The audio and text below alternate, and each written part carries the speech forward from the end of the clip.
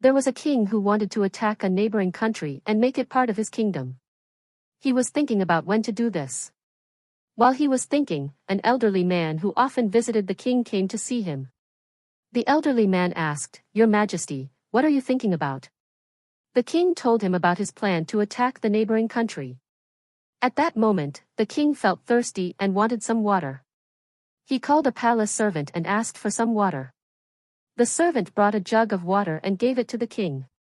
As the king was about to drink the water, the elderly man said, "Your Majesty, please wait for a moment."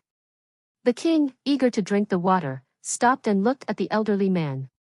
The elderly man then said, "Your Majesty, suppose a stronger force stopped you from drinking this water. What would you give to get this jug of water?"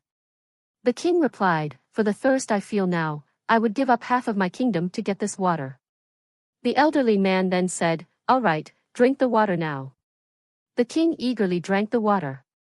After some time, the elderly man asked another question, "Your Majesty, now that you have drunk the water, imagine the water cannot leave your body because of some blockage. What would you give to expel it?" The king thought for a moment and said, "If such a situation arises, would give up my entire kingdom to resolve it." The elderly man then said, "If a kingdom's value is not even that of a jug of water, why do people fight their own brothers over the desire to conquer such a kingdom?" The king finally understood the wisdom of the elderly man's words.